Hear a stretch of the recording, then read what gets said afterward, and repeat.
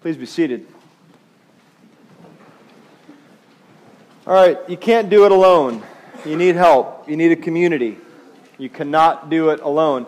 And it goes against our common wisdom because since most of us are Americans, most of us are North Americans, we've got this individual strain in us that says, I'm self-sufficient, I'm a self-determined person, self-actualized, and I can do this by myself. And when we realize that we can't, we're kind of stuck in a bind, but we can't do it alone. It's part of our culture. It's part of our popular culture. You go back just even in the last century, you've got John Wayne. He was a lone ranger, a lone guy going out to battle the forces of evil. More recently, you had Clint Eastwood as Dirty Harry, again, a lone cop. And then my favorite, Patrick Swayze as Dalton in Roadhouse.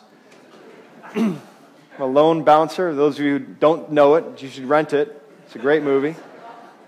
And in ministry, we can do the same thing. In our ministries, in our things that we do for God, we can go it alone and say, I'm going to go as far as I can by myself without any help. I'm not going to involve other people. Instead, I'm just going to do it myself. And we realize that that's really just a fast track to failure. Not necessarily failing ourselves, but certainly failing God, because God is nothing if not community. God is about togetherness. The Trinity is about togetherness. It's about working together, depending on one another and giving to one another. And even in American theology, we see these strands. Those of you who are students of this know that in American theology, in Western theology, we put a lot of emphasis on a personal relationship with God, a personal relationship with Jesus. If you know Jesus, you're set. You personally. And it almost becomes a vertical relationship. It becomes you siloed to God. And there are these little beams of light going down all over the world, little relationships between God and an individual, God and an individual. But if we're true to our heritage, if we're true to our Jewish roots, we know that God does not necessarily save person to person. That's not necessarily how salvation works. If we're true to who we are as a people, we would tell the story that our ancestor was a wandering Aramaean. Just like Deuteronomy said, our ancestor is a wandering Aramaean who turned into a great people, became a great tree, became the stars of the heavens. That's who we are. We are part of that community. We are part of something that's far greater than we can either ask for or imagine. That's how big God's family is that we are a part of. So to think of ourselves as individuals really does ourselves a disservice, but it does God a greater disservice because it takes us out of that community. It takes us out of that family, and that's not where we're meant to be. Now, a lot of us are tempted.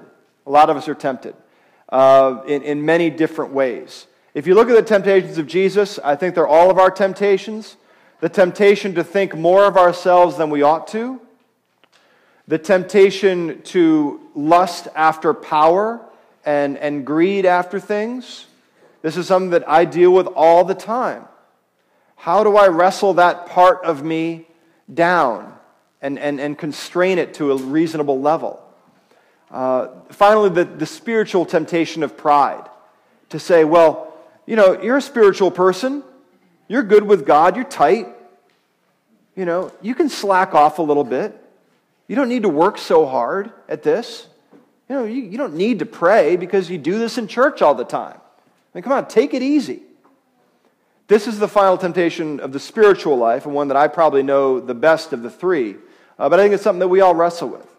Think about in your lives what you are asked to do on a weekly basis, the choices that you're asked to make.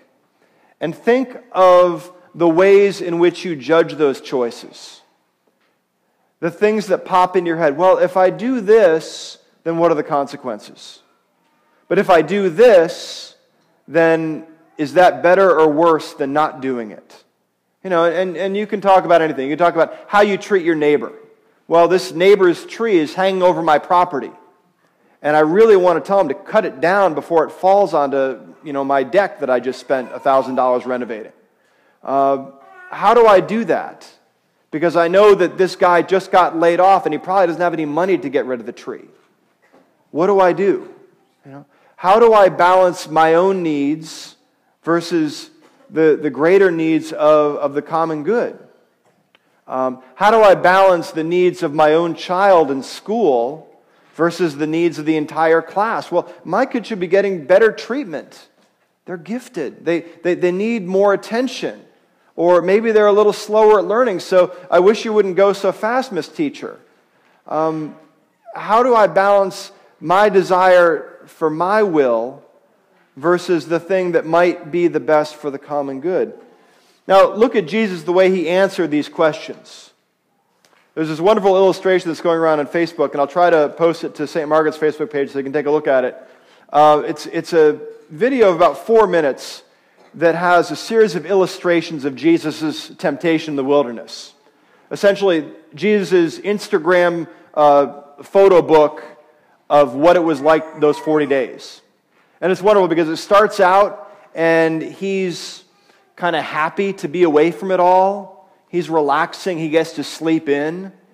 He's talking to the birds. He's getting a suntan. He's enjoying himself. Anything that you would think of as, hey, I'm going to get away from it all for a while. And I can't wait to be able to sleep in and take naps and do what I want to do. But then it kind of shifts maybe around day 10 or 15. And all of a sudden the tummy starts grumbling. He starts not talking to the birds but imagining roasting them, probably. And saying, how am I going to feed myself? What's this going to look like after a while? His beard starts growing out a little bit. He's looking a little Unabomber-ish. And things start to get a little shaky. He starts seeing the vulture circling overhead. And he starts realizing that he's alone in this great big world. At least that's the way he perceives it to be. And what's wonderful is that the illustrator, he doesn't paint the devil coming into the scene as like the guy in the red suit with the pitchfork and the horns and stuff, which is kind of the way we think of it. We think of the devil as being someone outside. Well, this illustrator does something brilliant. He paints kind of a second Jesus that's just a different shade of the color he was using for Jesus. So it's almost like a shadow self. And this shadow self is the one that tempts Jesus to say, hey, if you are who you think you are, if you're the Son of God, then there's an easy way out of this. Just feed yourself. You can do that. You're Mr. Miracle Boy. You can feed yourself. And it's up to Jesus to kind of stifle the internal temptations that we think come maybe from outside of ourselves. Maybe they come from inside. I'm not sure. But I think the illustrator does a wonderful job, and you can check it out later on. The other thing that's fascinating about the illustration is that at the end of it, you know how the story ends. He makes it, okay? At the end of it, it says the angels waited on him.